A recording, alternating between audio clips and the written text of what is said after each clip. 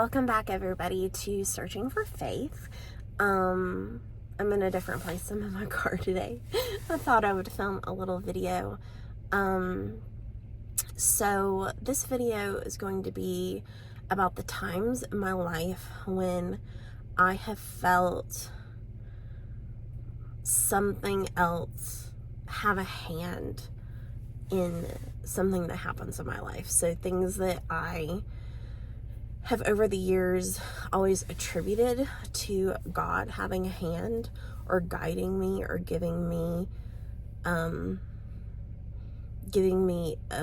vision or giving me information that I wouldn't, like something that was outside of myself or outside of my circumstances, that I've always attributed to being a higher power, being God. Because in my even in my rational mind, I can't come up with a way that could have come from within myself. I know that a logically minded, or that's probably the wrong way to put it, because you can be logically minded and still be a Christian, but maybe somebody who doesn't believe in God, like an atheist or somebody who's agnostic, who doesn't feel like God has like a hand in things that are going on currently in our lives, somebody who's not spiritual in any way, would say that it's just a coincidence that these things happened. But I've always felt like they were signs or things that pointed me towards there being a higher power, another force that has a hand in my life. And so as I'm finding my way back to Christianity, I again am reminded of these things, as if my brain needs proof that there is a God that cares about me and my life and wants to guide me in some way, then these are the things that I always remember. So we're gonna talk about those today.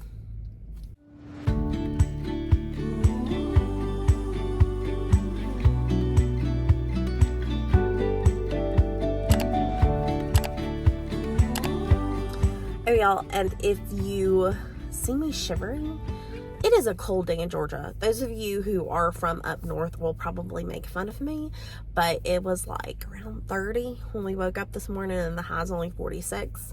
And so I'm bundled up. I've got like my coat and I've got gloves. I didn't wear a hat, or I do have a scarf in my back seat. But I'm cold. I feel like my car cannot get warm enough. I have seat warmers now, and I'm like, I can't. It's like one of those things, like once you have, you're like, I can't live without seat warmers. I probably kind of lived without them for a very, very long time before I had them. But I'm very thankful for them right now.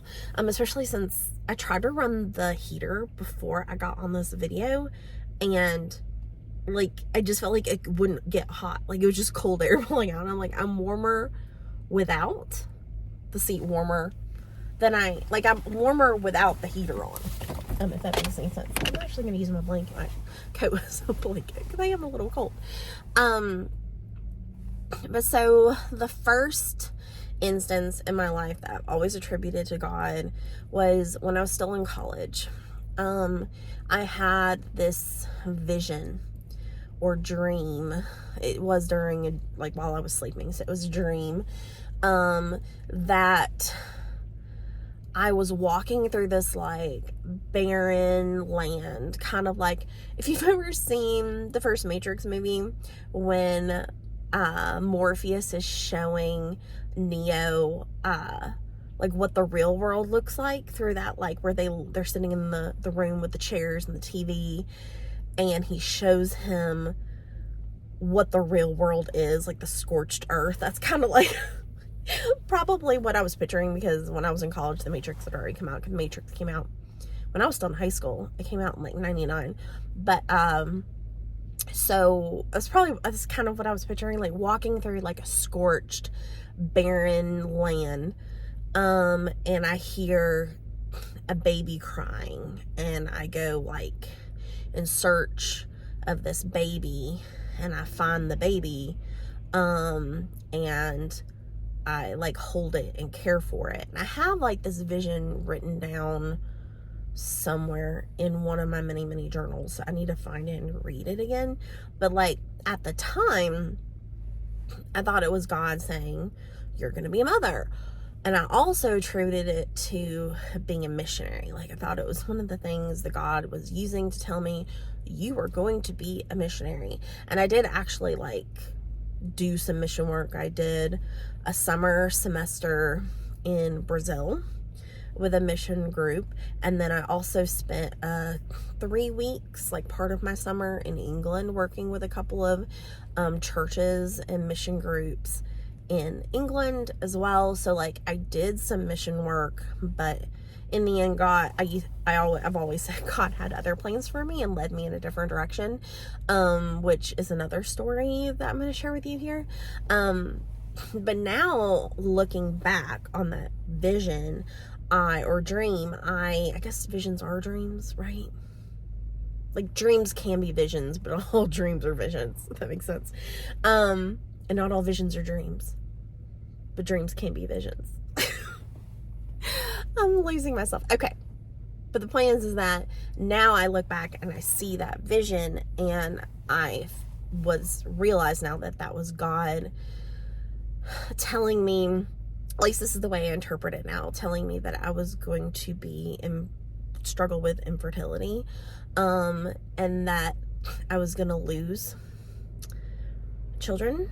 And I did. I've had several miscarriages, some of them harder and some of them farther along and more difficult than others. And that, if, at the time, I thought back on that vision, was like, well, God just wants me to adopt. And we did attempt to adopt, but had several failures, and it just didn't work out. So we're past trying to have a baby, and please don't tell me all the reasons why I should still be trying to have a baby. It's been like a good probably 14 years since we started trying to have a child.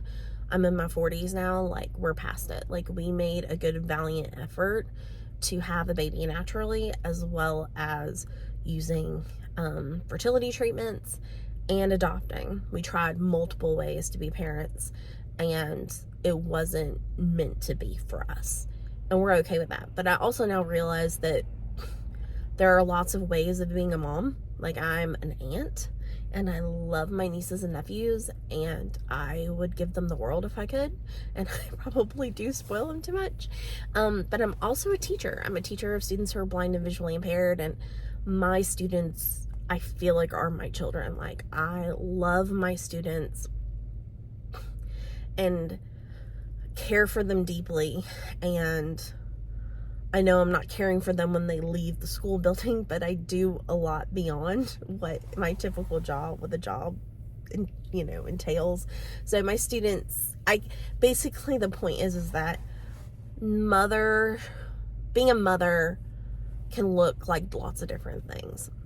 And that was definitely something that we can have a conversation later on about, the struggle of, and honestly, my infertility may be one of the things that led me to becoming more jaded and losing my faith,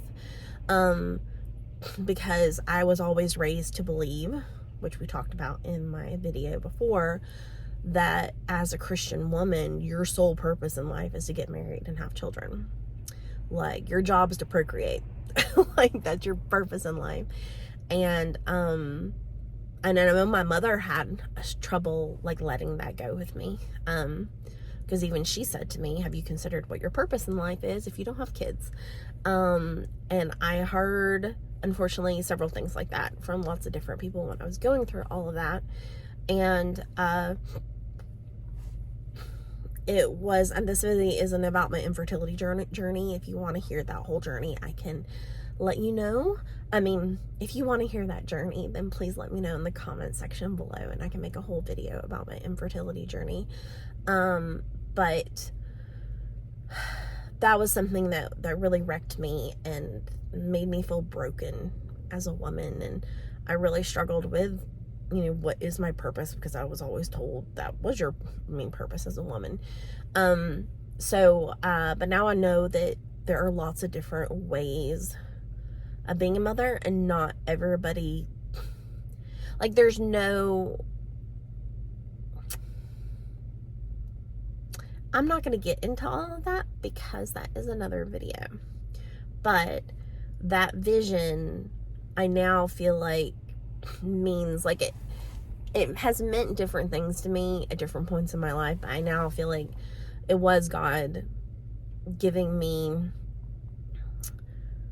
a warning. I don't know if a warning is the right way of putting it. Letting me know, or preparing me, I guess is the better way of saying it, that God was preparing me for being, struggling with infertility, and that showing me that I can still have a mother spirit, I can still have a nurturing spirit, and I can show that nurture for other people who need it other than my physical biological child. Like, there are other ways of showing your nurturing spirit, basically. So that's the first instance where I have felt God in my life, or attributed that to God. The second instance was when I was in England on that mission trip.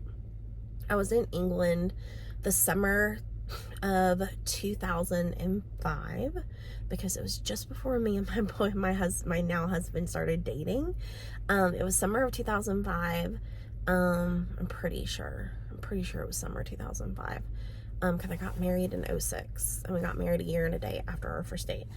So I'm pretty sure it was summer of 2005. But it was the summer that, if y'all were alive at this time and were adults, you know where I'm going with this. But it was the summer that London won the bid for the Olympics, and I was in London for like a full week, and then I traveled to the Birmingham area. I was in Birmingham for a week, and then traveled to Manchester area and was in Manchester for a week. If you're from England, I was in Halesowen near Birmingham for my second week, and Macclesfield, which is near Manchester, for my third week. So if you're from the UK, that's like the actual area I was. And I was staying with this really sweet lady in her house, in one of her bedrooms, like one of her kids' rooms. Her kids were in college or out of the house, gone. And I can't remember what day it was, but it was the day that the London bombings happened. And God woke me up. So I woke up in the morning, and I can't remember what time it was. It was probably like early in the morning, maybe like 7 or 8. God woke me up. Like, I sat up in bed, and I just felt something tell me to pray for London. So I sat up in bed and I started praying. So I started praying for London. I didn't know what I was praying for. I journaled about it. And then I went downstairs, and when I went downstairs, they were watching the news, and that was when we found out about the bombings in London. And so that was one of those instances where I was in, like, people who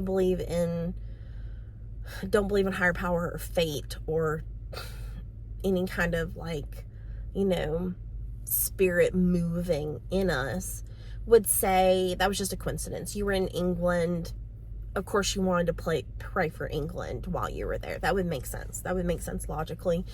And it's possible. It could have been a coincidence that while I was in England, I just woke up one morning and wanted to pray for London. But I still feel like, even if I didn't believe in the Christian God, I would believe that something had a hand in that beyond my own self and my own understanding. I have to believe that something else had a hand there. And at the time, I attributed it to the Christian God, and I'm now feeling the same way, that I'm still attributing it to the Christian God.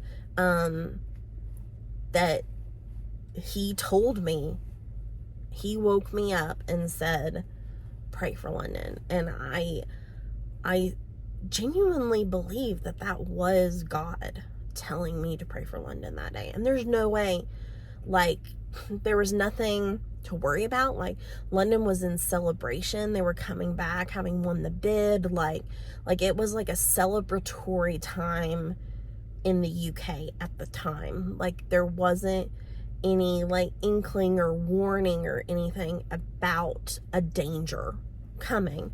So there was nothing outside. There were no outside influences other than the fact that I was in England at the time to tell me that there would be a need to pray for London, specifically. So I just feel like it had to have been something outside of myself. It had to have been God moving in my life and in my spirit to tell me to pray that day. The third instance is, like I told you, was my guidance into my current career. So I never wanted to be a teacher. I had a very small-minded view, like in a box kind of view of what a teacher was. And I didn't want to be a teacher. I knew a lot of family members that became teachers. No desire. I did not. I have ADHD, and so I can't like stay still for long. The thought of being in the same room with the same group of kids, same building, like all day, like I'm also mildly claustrophobic, like literally gives me anxiety just thinking about it. And I never thought about special ed in any form or fashion, because I just didn't have any experience with that. And I have to admit that, in my ignorance and my fear, before doing what I do now, I was a little scared and nervous around kids with disabilities because I didn't know how to act around them. I didn't know anything, and I definitely never encountered a person who was blind before, or if I had, I didn't realize it. So it wasn't something that was like in my brain, any desire to be a teacher on any level, and I definitely was not like would ever have had any experience or inclination towards special ed or visual impairments and blindness, because I had no experience, no knowledge of that being a field, period. I didn't even know that was a job. I never had before thought of kids with disabilities, somebody teaches them. Kids who are blind, somebody has to teach them. That's not something that was on my radar. Like, I had never thought of it, which is kind of funny because I have a mild hearing impairment, and I wore hearing aids all the way through school until 8th grade. I actually had to wear the FM system with the machine with when I was a kid in the 80s, it was a very complicated, there was a machine, and then you had these little wires that went up to your hearing aids, and your teacher had to wear a microphone, which is still a thing, that just looks different now than it did in the early 80s when I was or mid 80s when I was in kindergarten. And I was special ed. I got audiograms through the school district, and I had a DHH, deaf and hard of hearing teacher that helped me. I got some speech therapy.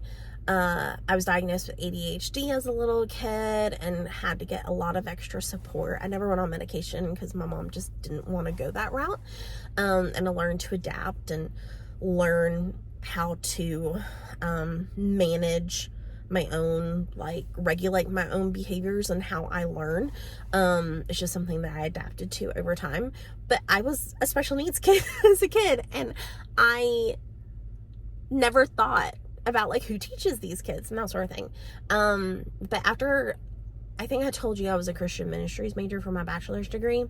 And I graduated from college, did the mission thing, didn't really know what I wanted to do, was trying to decide what to do, couldn't get a job, started substitute teaching, and hated substitute teaching. God bless the subs. We need more of you, especially right now, but I hated it. But the pay was decent. And I got called in one day. This is when I was in my early 20s, maybe 23 or so. And I got called in one day. I think it was January of 2004. And I got called in one day for a week-long sub job at an elementary school. And I don't know why, but I thought it was going to be a pre-K job, and I didn't want to take it. I remember I was in the shower, and my dad got the call, and this was back in the day, so they like physically, like the subsystem would physically call you on the phone and give you your job, and you had to like hit a little button, you know, like a number on your phone to accept or decline the job. And so I got the week-long job call, and my dad accepted it for me while I was in the shower. And he said, hey, I accepted a job for you. You have a job. And I remember I was so mad at my dad that day. I was like, why did you take it? It's probably for pre-K. I hate doing pre-K. Which is funny because I'm with pre-K like half day every day these days. But I thought it was pre-K. God, I have no idea why I thought it was pre-K, but I was really mad at my dad. I wanted to call back and decline, and my dad was like, no, you're going. He wanted me to make sure I was working. So I went in very begrudgingly to this job at this elementary school, and I got to the elementary school, and the secretary was like, why are you here? And I was like, well, I got called here for a sub job. And she was like, we didn't call for a sub. And she checked with the AP, the assistant principal, and the principal, and they're all like, yeah, we didn't call for a sub. We don't know why you're here. And so I was like, okay, see ya, heading home. But then they were like, but we just today had this little girl move here from Utah, totally blind. Will you stay with her, please? They like begged me to stay. And so I said, okay, sure. So I stayed with this little first grade blind child whose name is Missy. I love you, Missy. I don't know where I think she's in Idaho. It's one of the I states, either Iowa or Idaho. I'm pretty sure it's Idaho. So she moved away later around 5th grade, and it broke my heart. But she was in 1st grade. She was still learning Braille. And so I worked with her for the week. Fell in love with her. Fell in love with the teachers that were working with her, and the teacher of the visually impaired, there were 2 of them at the time, said, do you have a bachelor's degree? And I was like, yes. And they're like, are you interested in being the permanent one-on-one para for this kid? And I was like, sure, permanent job. And I loved working with that little girl. She was like so precious. And it was such a unique job because I was one-on-one with this little blind student, but I was also producing all of her materials. I was learning how to make tactile graphics. I was learning how to use the Braille software, which at the time was like, they didn't have the new software, so they still had this old DOS software. If you're old like me and you know what DOS is, let me know in the comment section. Like a black screen with little like blinking, I think it was either a green or yellow little rectangle for where the cursor was. And I made so many mistakes in the beginning, but I learned Braille. I was learning Braille along with her, making her materials, all the things. And I stayed with her as a para for a couple of years. And the teacher there, her name was Tony Paul, and she's like a second mom to me. She's retired now, but I love her to pieces. But she was encouraging me. She was like, please become a teacher. You're so good at this. We need teachers of the visually impaired. Become a teacher. But I was like, this is not what I thought God was calling me to. And that was when I went to England, and I actually like quit my para job and got like a temporary job doing like medical filing. This was also a job that's non-existent these days, like a medical filer runner for like a doctor's office, as like a temporary job while I was trying to figure out what I wanted to do. But in the end, I was like, God put me in this job and I love it, and it's so unique and so rewarding, and it's something I'm passionate about. Like, this has to be God telling me. So in the end, I had peace, and they hired me provisionally, which means that they hired me on the contingency knowing that I would complete my degree. So I got a provisional certificate, which means that the Georgia Professional Standards Commission that gives the certificates to teachers gave me a certificate for visual impairments and blindness on the contingency that within the next 5 years I would complete a degree that would give me certification. So I went back to school and I got my master's and I became certified, and 17 years later, here I am, still a teacher of the visually impaired. So that was one of those, my dad loves telling that story, but that's another one, the third instance in my life where I feel like something had a hand, a higher power had to have had a hand in my life guiding me, because I never knew that field existed. I never thought of special ed. And it's like the perfect job for me because I'm itinerant. So I go to multiple schools every day, and I'm in my car a lot, and I am one-on-one with kids, and it's just every day is different. Every moment is different, and I'm up and I'm moving around and I'm doing things, and it's like perfect for me and my ADHD brain. But yeah, so those are the 3 times in my life where I felt like there was a higher power at play. And I have always attributed that to God giving me information or guiding me or telling me something I needed to know, or nudging me in the right direction, or giving me insight into my life and his plan for me. So those are those 3 times that, like, especially now coming back to my faith, I kind of fall back on. I think of those instances and I'm like, but God had a hand in my life.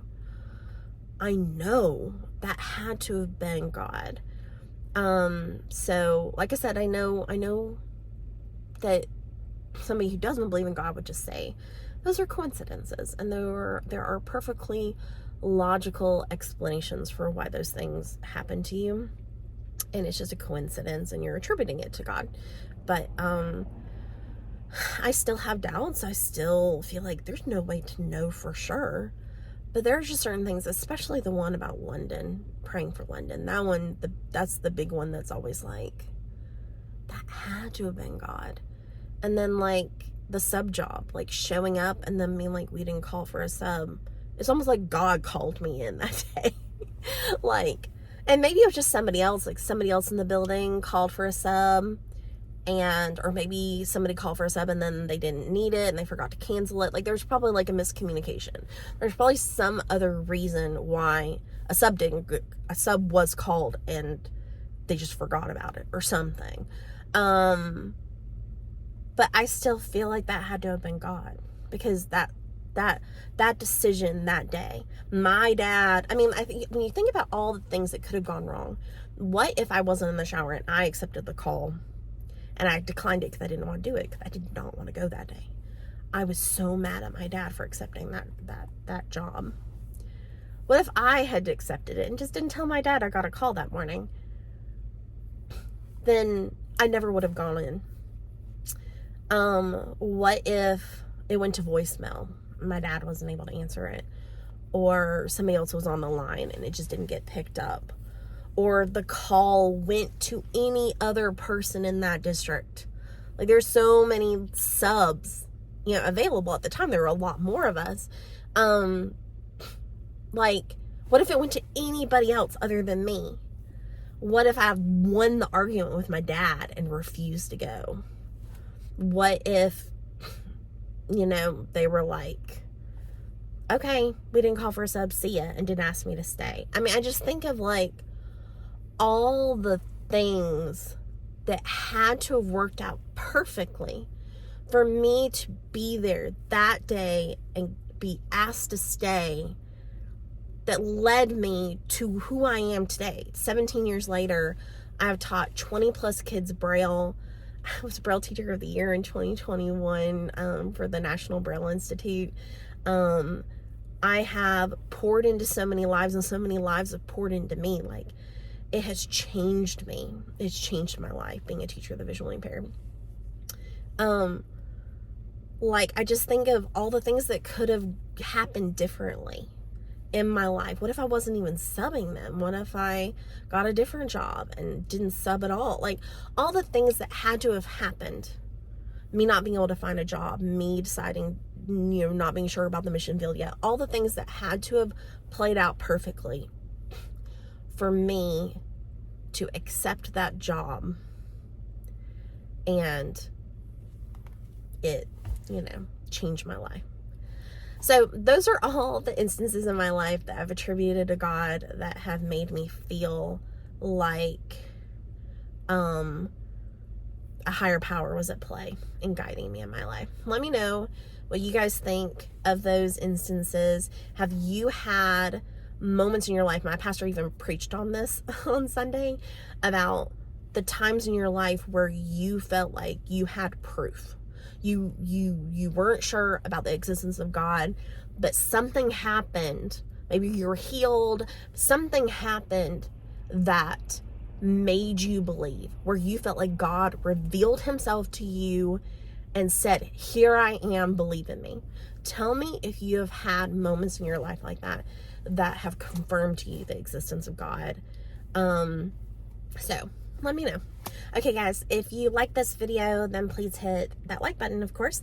And if you would like to follow along with me on my spiritual journey of rediscovering my faith in Jesus Christ, then definitely hit that subscribe button as well. I do a lot of Bible art journaling. I'm going to be sharing some of my study and my notes and things like that, and I'm going to be sharing more about my testimony bit by bit and journeys. Like I said, if you want to hear more about specific parts of my life, like I know I want to do a video on purity culture, but I need to think through and plan that one out a little bit more, because that one could go off for hours. So get my points in order. And I know I want to do some deep dives on some Bible verses, but if there's something that you want to hear more about, if you'd like to hear about my fertility journey, let me know in the comment section below. Thank you guys so much for watching, and I can't wait to see you in the next one. Bye.